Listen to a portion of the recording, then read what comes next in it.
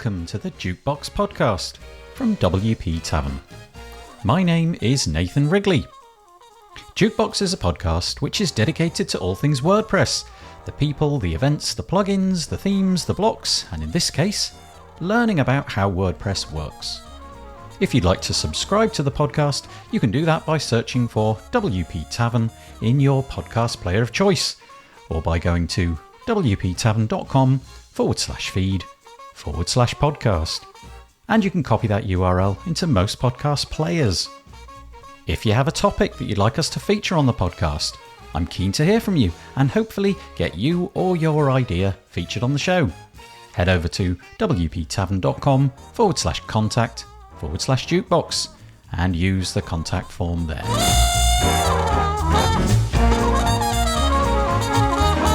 So on the podcast today, we have Courtney Robertson. Courtney is a developer advocate at GoDaddy Pro who has a passion for teaching and learning, specifically about how to use WordPress. Her work for GoDaddy Pro involves outreach to developers, but it also includes time to help contribute to WordPress as well. Courtney uses this time to assist with the WordPress Training Team as well as Learn WordPress. If you're new to WordPress or have been using it for years, there's always something new to learn. WordPress never stands still. In the recent past, the adoption of blocks and full site editing has meant that the way of interacting with WordPress has changed entirely. You could, of course, figure out how everything in WordPress works all by yourself, but it would be great if there were freely available materials which you could use to accelerate your knowledge. That's what Courtney is involved in, and what this podcast is all about. We talk about the history of the project and how it was started as a way to assist people in putting on WordCamps and meetups. Since then, the scope of WordPress training has grown enormously. We discuss what areas of WordPress are covered by the learning materials, what constraints there are on the types of content that is made, and what formats they take. Who creates the content and how do they ensure that it's up to date and of a high enough standard? Can people become certified if they complete different learning paths? We round off by talking about how you can become involved with the team if you're keen to help others learn more about WordPress. If you're interested in finding out more, you can find all the links in the show notes by heading over to wptavern.com/podcast, where you'll find all the other episodes as well. And so, without further delay, I bring you Courtney Robertson. I am joined on the podcast today by Courtney Robertson. Hello, Courtney. Hello, Nathan. How are you today? I'm really good. Thanks for joining us on the podcast today.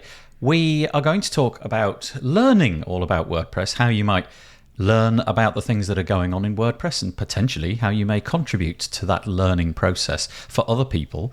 But before we get into that, Courtney, I always ask a fairly generic question at the start. I want some orientation, really, so that people who are listening know who you are. Would you mind just telling us a little bit about yourself and your relationship with WordPress? Sure. So I first found WordPress because I was teaching in a classroom in 2006. Needed both an LMS and a blog. And at that time, LMS was not an option inside of WordPress yet. WordPress was really just getting started. So I remember, I think around WordPress version 2, installing it and figuring out what was going on. I have spent some time building sites for clients. And then I found myself back teaching again with high school students, teaching WordPress development this time. And it would have been around 2015 in a career technical school. Later, I went on to work at a few plugin companies. I got a lot of experience in the events calendar, writing technical documents, knowledge base articles, making sure front of site was updated along with all of our releases. And then later found myself teaching WordPress development at a front-end dev boot camp. So I had both high school students and adults that were laid off due to COVID, going through a program free of charge to them. And in fact, our high school students were paid to do this. My students got to speak for WordCamp Philly, so that was really exciting. And then I found that I really wanted to go a level up and make the training material that any institution could use. I found the material needed to teach WordPress development successfully, to get folks actually employed in the WordPress industry. And so an opportunity opened up at GoDaddy Pro for me as a developer advocate, and that affords me some time to continue contributing to the training team. Would you be able to just elucidate a little bit more about the GoDaddy Pro angle? How does that work? Are you essentially employed by GoDaddy Pro and they allow you to have a proportion of your time over at the Learn project that we're going to be talking about later? Yes, that would be correct. So I am a developer advocate, which means that my internal work involves our outreach and our community efforts specifically oriented for developers. But also this role is one that involves contributing to WordPress itself. And the avenue that I take with that is to contribute on learn.wordpress.org or the WordPress Training Team. So in companies that have folks contributing to the project, some are full-time sponsored, some get a certain number of hours per week or per month, or however the company chooses to allocate that to contribute towards WordPress. Now, I'm guessing, and we'll come to that a little bit later, I'm guessing that there'll be an opportunity in this podcast to talk about how other people may become involved. Before we get to that, let's just deal with what the whole Learn project is. And again, it's a fairly generic question. Would you just give us some understanding of what we might find, what the history of Learn is over the last few years? Basically, what is the Learn project all about? Yeah, so the team behind the Learn project is the training team, and we've been around since 2013 and have been working on creating content that would be published eventually on Learn. Learn.wordpress.org launched in 2020. During the height of COVID. So we already had a stockpile of content ready to go, and we're able to load that up. Learn has several different purposes or formats. Different audiences can come to Learn. So the training team began with a mission of creating material for meetup organizers. If you're hosting a meetup and you're doing the work of preparing the meetup, but then you also need to figure out what's my topic and who's presenting and all of these things, well, the training team has been making lesson plans available so that a meetup organizer already has topics at the ready with research done and all of the resources available indicating cover this topic, here's how to present the information. But also those same lesson plans have been used in a few different week-long type of workshops. So we have quite a good bit of material in that regard. We also have workshops. Workshops are videos, they are on demand, and their audience is direct learners. So somebody that wants to find out how to do the thing at any time of day can come and watch the video. The videos could also be played. I have heard that several meetup groups have done this during a meetup or string a series of them together. And then we have courses, and courses are sort of a roll-up of both of those pieces. So if you think of your years in school, you had a specific subject that you were studying. That was an entire course. And each day, your instructor or presenter would have a smaller segment for just that day to cover. So a course would bring in some of the content from lesson plans and some of the content from workshops, and it would be self-paced on demand. And those courses, when you complete them, do show a completion notification, I would say, on your WordPress.org profile. So if you're looking at your WordPress.org profile and you look at the activity, you would see if somebody has completed a course. We have a proposal out to move those to its own designated tab. Going to give the heads up ahead of time. We'll never call them badges because teams use badges to indicate contributors to teams in WordPress.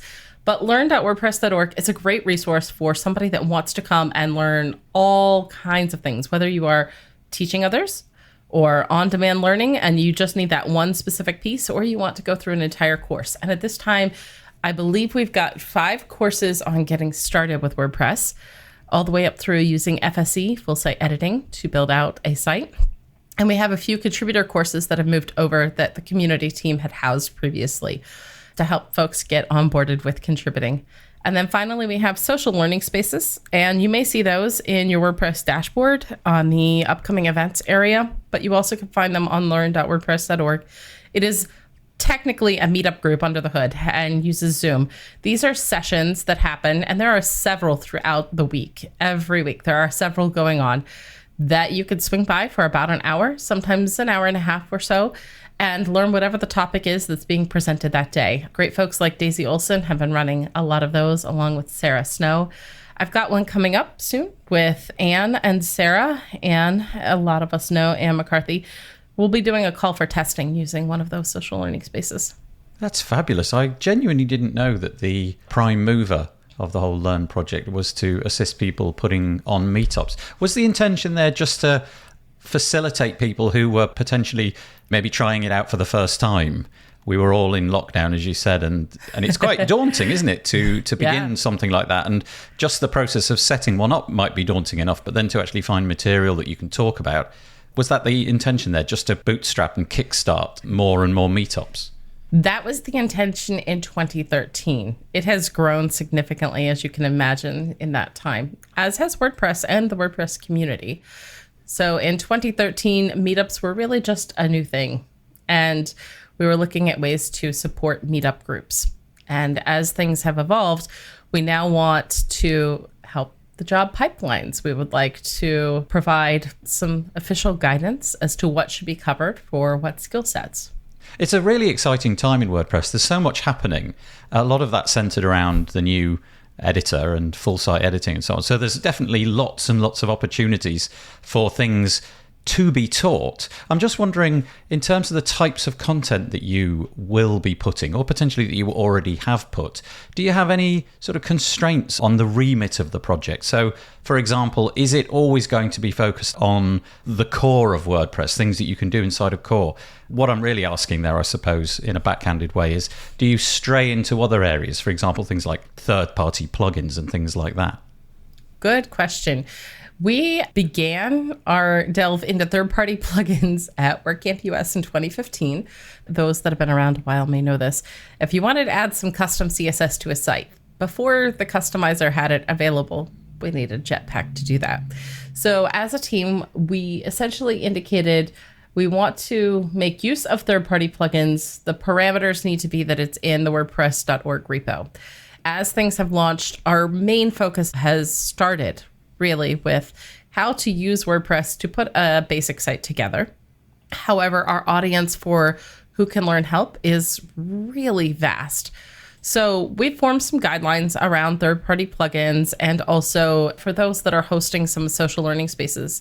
If somebody volunteers to host one, and many folks do volunteer to host those, we can't be overly self-promotional. And if we are mentioning in any of our training materials any type of plugin or something to that effect, that it be available, plugins, themes be available through WordPress.org. We try to draw on the theme unit test data for our dummy content. We use the photos repo for our media. We use the showcase for showing off what WordPress is capable of doing. So we reference our own material as absolutely much as possible in that process, and have some just general guidelines for how we can cover the material safely for everybody. Yeah, I feel that you've answered that really comprehensively. It feels very much like the same kind of constraints that we might have if we were, for example, putting on a WordCamp or something. The nature of the conversation that we could have as a presenter would feel like it's falling under the same kind of boundaries. Yeah, that's really cleared it up. Thank you.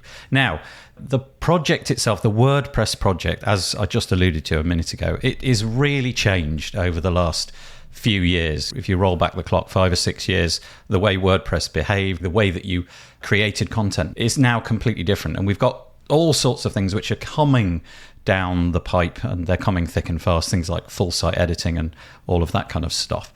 I'm just wondering what your priority list is. It feels to me like this question is basically asking, what's the roadmap?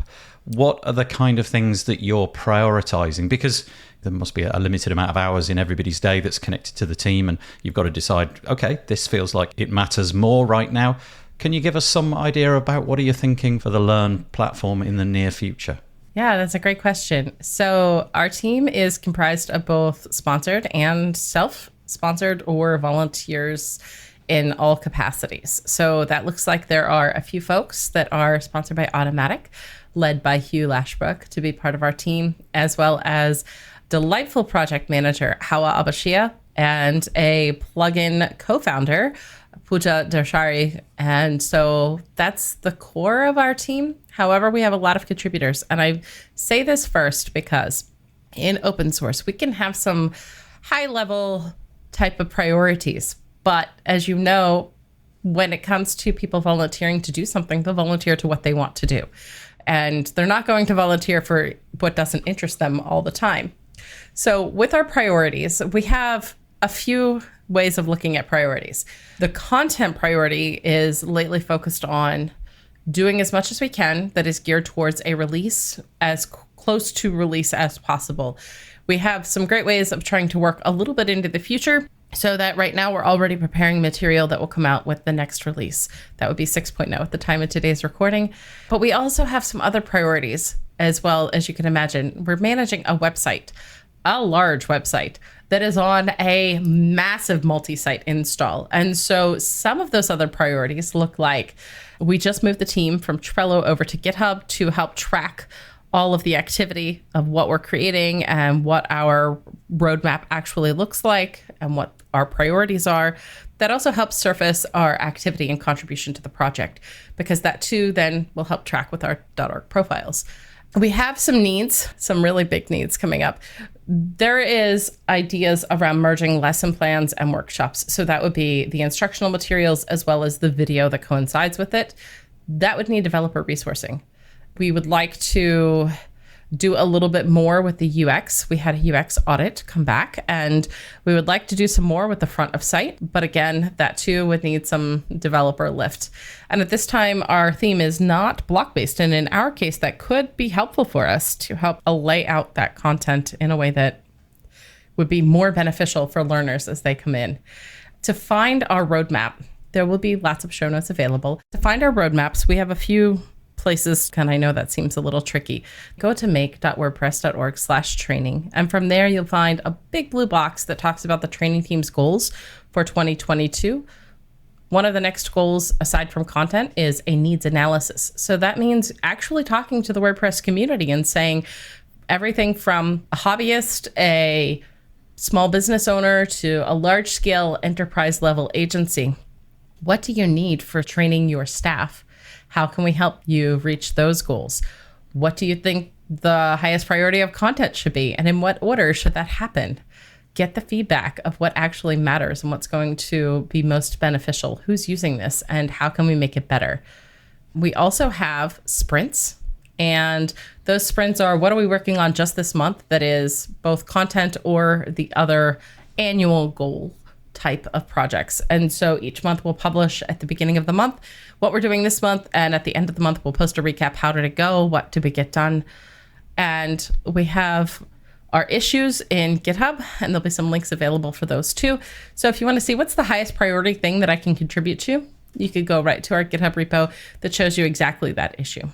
I have to say, Courtney, you've done a fabulous job of giving me links. Virtually everything that Courtney is mentioning is going to be referenced in the show notes. So firstly, bravo. Thank you for making my life easier and doing that. That's brilliant. But just to say, if you are curious about any of these bits, you'll be able to find a portion in the show notes which relates to each of the questions that we're asking. And in most cases, there's several links to follow through there. I'm just going to ask a question related to what we've just talked about. And that is, I'm going to use an example, and the example I'm using is the BBC, which is the British Broadcasting Corporation. The BBC is funded by taxpayers, essentially. We all have to contribute if we have a television set. And because of the fact that we're all contributing, there's a thing called the BBC Charter. And the BBC Charter, now it may be imperfect, but it's what they've got. The Charter compels the BBC to make programming for everybody. So it may be that there's a giant audience for this type of program and there's a considerably smaller audience for this type of programming, but the Charter, in theory, compels the BBC to make programming despite the fact that the audience may be smaller. You can see where I'm going with this, probably.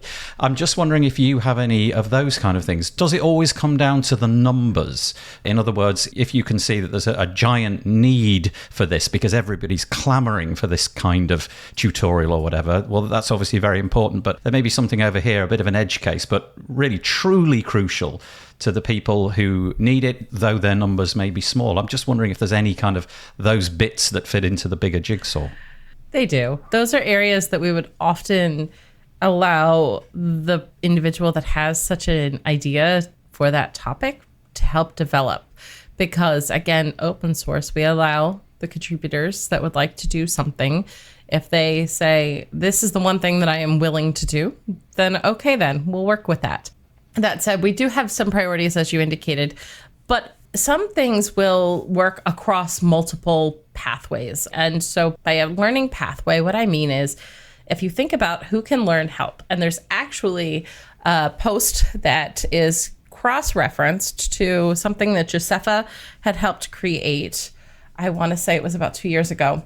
When you think about all the edge cases of who can WordPress help, how is WordPress used, Josefa and Mark Urain wrote a piece on Make WordPress Updates a while ago about care and influence, a theory about the WordPress community. And it's this broken down idea that we have core central folks contributing. Then we have contributors on the project. We have extenders that are using WordPress. That would be what we're doing right now. That'd be like a podcast about WordPress. Users of sites and also visitors of sites. And so when you break that down into actual kinds of careers or professions or even just hobbyists, right? That is a lot of things. In the extenders category, you have podcasters and you have newsletters and you've got people that use WordPress for marketing purposes. Some are developers, some are in quality assurance, some are support staff at companies. So who can learn help? Well, there's a lot of varying needs like that. And I could see a lot of those edge cases that you mentioned still applying to a lot of people. So Learn's really important. I think that Learn is a great tool to help folks into not just the community in terms of events, but the community in terms of understanding what can I do with WordPress? And if WordPress is related to my profession, what do I need to know? And how can I best leverage what Learn has to offer to help me get there? Yeah, thank you. Okay, let's move on to the people who may be asking those questions of you. If I was to come to you and I had a particular topic in mind and there was something that was really troubling me and I wanted to get to the bottom of it, are there any ways that I can ask, I don't know, beg, plead, maybe the right words, for certain content to be created? Yes. So one of the ways is that if you need a little bit of extra help in doing that, if you are able to get to the Make WordPress Slack and the training team inside of that, and you can find the link again from the training team site at make.wordpress.org/training. We are glad to give a little extra hand-holding through that process.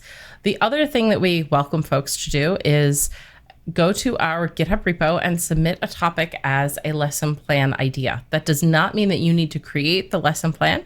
If you would like to help create that or create a workshop, you may absolutely do that. But if it's just, I have this one idea, this one thing, or I've got a vision for our course and I could tell you every step along the way of what needs to go into the course, we are happy to work with you in that process. So we would begin with starting an issue in our GitHub repo. And to be clear, if you're not accustomed to GitHub, it's about on par with submitting a form or a comment on a site. So our way of submitting an issue will look similar to that. You'll get some preloaded template that asks you to fill in a little bit more information for us. And then we've got that idea ready to go. Yeah, GitHub can be very intimidating to look at, can't it, if you're there for the first time? But like you say, it's merely a set of comments. So, that's really helpful. Thank you.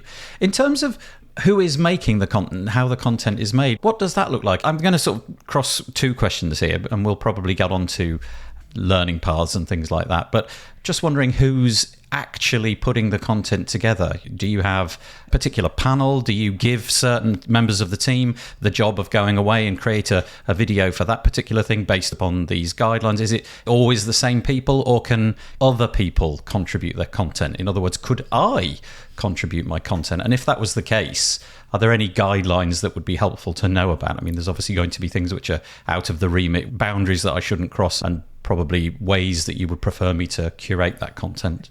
Yeah, absolutely. I would love to have you create a workshop video. I love listening to your voice. Anyone is most welcome to help create that content. In fact, when Learn launched, because we had this stockpile of lesson plans over the years, I counted nearly 200 contributors at the launch of Learn that had contributed over the years to the training team. That's a staggering number for the work that we did. And I think back at all of those WordCamps when we had contributor days and all the folks that we met, it was great. So we have lots of people that help create the content. But as you can imagine, during COVID, a lot of activity came to an absolute halt. I myself just resurfaced within contributing during that time, and none of the folks were around or available then. Literally no meetings had happened for several months, and I had a hard time finding folks. We've grown since then a lot. And the folks that are contributing these days, as I mentioned, there is a contingent of folks by automatic that are contributing. I am there a good bit as well by making content, but we have a lot of people that are not sponsored. And I had spent about 7 years in that category myself. And so I want to be very thoughtful. We've got a lot of folks that are absolutely delightful to work with. Speaking highly of my team reps as well, they do contribute so much in the way of content and proofreading. We open up opportunities to help folks proofread the material that goes out or create some feedback for others that are creating that content. So anybody is welcome to help come and make this stuff too. In terms of the guidelines, though, what would cut muster for inclusion? Presumably there's barriers in terms of, okay, that's too short, that's far too long, the quality of the audio there is too poor. I think we probably could have covered the topic in half the time, or whatever it may be. There are probably guidelines for keeping the quality high. That is true. We are working on improving that quality. And we do have a post that I did not provide a link to ahead of time, and I will dig that back out for you. But it is basically the idea, when we first launched, we're new in terms of creating videos. We're new in terms of creating courses, and let's get going and learn as we go what we're doing. Our earliest videos, we learned a lot about needing to keep content current with revisions. That's a really big struggle. When WordPress ships a big update, we have to go back and revise things. Also, we have learned a good bit about if we need the person's video, their face on screen or not, about how to create these videos, the kind of quality that we're looking for. We are flexible still within those parameters. In fact, one of our highest videos, I think, was done during a contributor session for WordCamp India, and there was a bit of background sounds to it. So we're learning. As we make Learn, we're learning. And we would love to have lots of global representation. We would love to have a high quality production to it, but we'll help each other get through that process. I love the meta there. We're learning to learn.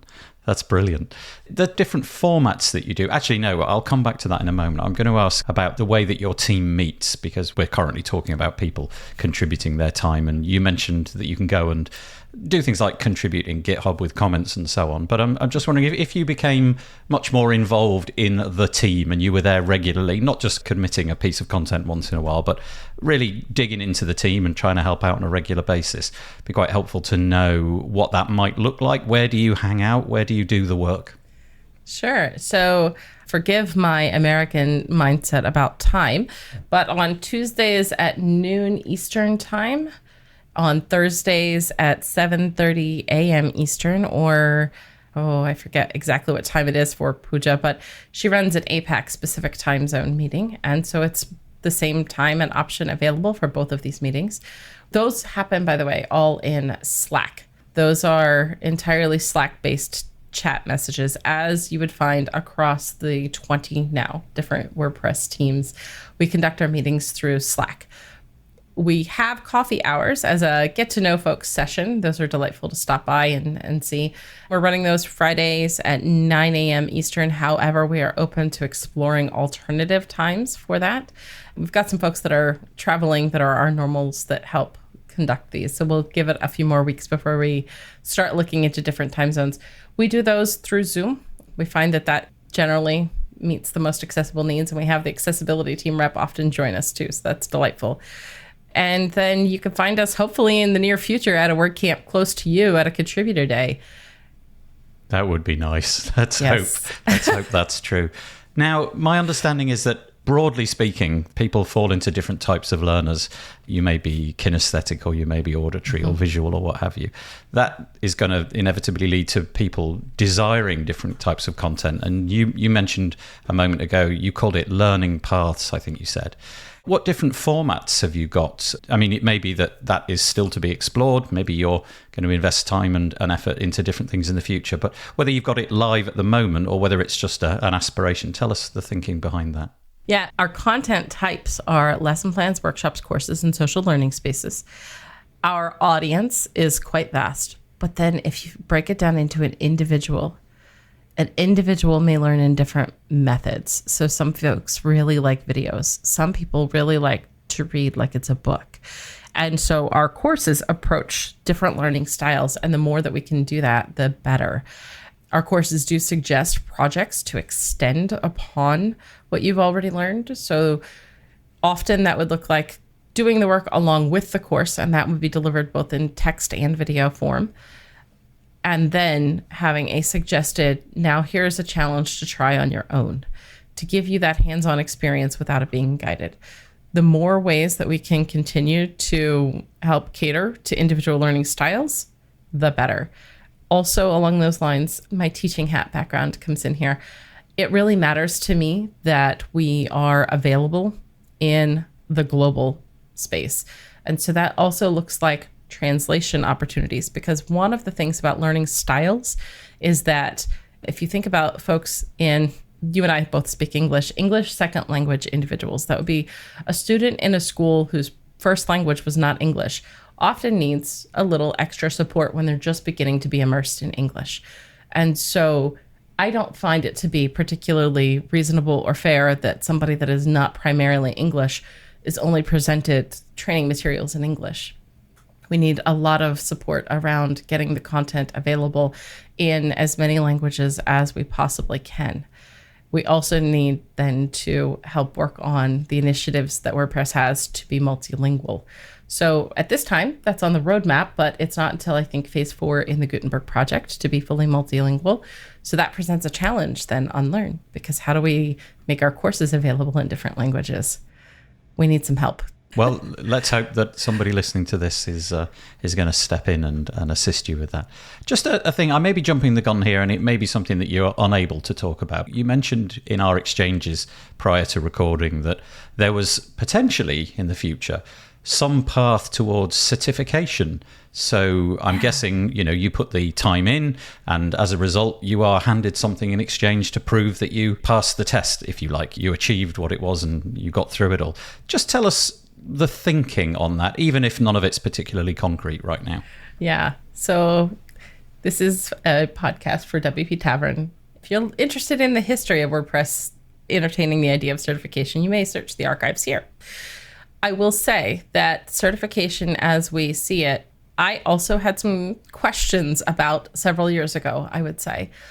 But what changed my mind, first and foremost, was that when I was teaching in the boot camp and I presented to my leaders, here's what individuals need to be job ready, and here's the time frame that could be delivered in, and what would be adequate for the amount of each programming language, plus then how WordPress pulls that together. It wasn't provided. It was a challenge then to get individuals placed for jobs. The resourcing for such material wasn't readily available. So having it definitive, here is what it would take to being basically job ready as a common industry accepted standard, suddenly became a high priority in my mind. I realized, if that was in place, it would be really easy to point to and say, here's what folks need to be able to do, and here's a pathway for how to learn that. So at this time, we are not ready to begin starting a certification initiative. We are looking in Q4 of this year, so the last 3 months of 2022, of beginning a discovery session. A discovery session means to, again, talk to folks about what they need, what their concerns are. Also look at other open source projects and see what worked and what didn't work. I've been checking in with the folks that help form the certification over at Joomla, and I'm learning a bit about what has and has not worked for them. I'm keeping loose eyes on what Drupal is doing, but I think there's something to learn from other open source initiatives that are not even about a content management system.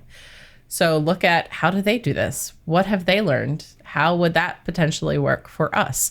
Would that work for us? What other concerns does the community have? So disclaimer, folks. Yes, this is a hot topic. Yes, it's had a history. We're interested. We want to talk. That's where we're at this time. We want to talk about it and get the conversations happening starting around October of 2022. Well, a perfect time for us to release this then. You've got the people thinking about that in time for October. That's fabulous. You mentioned earlier about resources for the Learn project. And again, I don't know if you've got an insight to deliver here. I'm just wondering how it is all funded, essentially. Now, you mentioned that you're seconded from GoDaddy. Forgive me, the word wasn't seconded. It was whatever it was. GoDaddy provide you with the financial support so that you can lend your time to the project. What other resources are brought to bear? You mentioned earlier that other people were seconded, there were volunteers and so on, but is there anything else? Are there pots of money which you can dip into provided by, I don't know, sponsorship or different organizations who contribute to the project? Wouldn't that be delightful if I just had unlimited money to use on this? Oh, where could we go? So our team does have some resources provided for our team. In addition to, there are contributors across multiple other organizations, I will say as well, that do periodically pop by for some contribution to the project as well. But we do have some resources. So a lot of teams in WordPress use Help Scout. Even Slack itself is a paid Slack instance. And I could be mistaken, but I believe that a lot of that financial work overhead is through Automatic. I would love to be corrected if so. We are using Sensei Pro, which is a learning management system. It is a plugin. The Pro version just recently released, but that is owned by Automatic. Sensei has been an Automatic product for about 10 years. We do have an access through VideoPress should we need it. And VideoPress for WordPress TV is also how we embed our videos. So again, those two are provided through Automatic with Jetpack. Meetups, that would run through WordCamp Central. We recently received both WP Sandbox and InstaWP as options that we can use. So when somebody's going through a course, when we're new to learning WordPress, the hardest challenge is to get a WordPress environment set up. And with both of these tools, we are able to, whether it is social learning spaces or courses or something to that effect, we're able to very quickly get folks a single link that takes them to a WordPress install that's got today's theme plugin and some demo content ready to go so they can get to work on doing the activity, not be stumped by how to set WordPress up. So those are fantastic resources that we do have available at this time. Thank you very much. Is there anything else that I failed to ask you? Obviously, you've really deeply embedded in this project, and I've asked the questions that I wish to ask, but quite happy for you to tell us about something that I missed. Sure. So I mentioned that we focused in early on just getting started using WordPress, but we make space for all of these other types of things that folks might want to learn how to do with WordPress. There's really almost no limit other than if we're mentioning a plugin or a theme, keep it within WordPress.org so other people can access it and use it. But we do have some beginning workings of a developer content roadmap. I began forming this when I was planning what I needed to do at the front end dev bootcamp. And I looked at it like, at what point along the journey from installing WordPress and activating Hello Dolly to I'm going to build a multi-site WordPress instance that powers thousands of subsites or something like that. How do you learn how to do all of these things? How do you begin learning? At what point do you learn APIs? What about build tools like Webpack? Those that are high into development would know, oh yeah, at some point I learned this and that, and what logically would happen with that. So we do have a higher level, how to learn everything from just getting started all the way through, I want to do the most complex possible things available there. And I'm really excited that we will soon be joined by Jonathan Bossinger as a developer educator. He is coming in, again, sponsored by Automatic, and we'll be contributing developer-oriented content. So that roadmap that I began laying down while at the boot camp will hopefully come into play with creating more dev-oriented content. If you are interested in seeing what is everything in a logical order, again, challenge, we need dev resourcing to help develop the site as well here. So we have a pathway that is everything that we have made available, and it's in a logical order, but it's just a table at this time until we can get some more development on the site. So there's a Learn pathway link that I can provide. And then finally, again, the call out is there. Contribute. We love to partner with folks along the way. I know this is a lot. I'm coming in as a former second generation computer teacher. So I have a bit of a runway, and I've been working with the project since 2013. We've talked about a lot today. It seems a lot of a lot. we're happy to help slow it down and connect you with exactly where you need to go. Because again, our team is made up of a lot of folks that think like teachers. In the course of this podcast, we've mentioned so much as you described. Just to reiterate, if you've been listening to this podcast and you may be listening to it on your headphones whilst you're driving the car or something like that, don't forget that the show notes will have all the links that Courtney's provided, and hopefully you'll be able to get to the exact thing that piqued your interest. However, Courtney, there's one thing missing off those show notes, and that would be how we might contact you if somebody has a need to speak to you on the back of this podcast. What's the preferred way or ways of getting in touch? Yeah, so to help lighten the load, if it is specific to the training team or Learn, please swing through the channel inside of make.wordpress.org/training. You'll find our link to get to our Slack channel there. That helps the right folks get connected with you. So if it's a general team question, if you would like to find me specifically, Courtney R_dev on Twitter, Courtney Robertson on LinkedIn, CourtneyR.dev is my website. You can find everywhere I am there. Courtney Robertson, thank you for joining us on the podcast today. I've really enjoyed it. Delightful. Thanks for having me.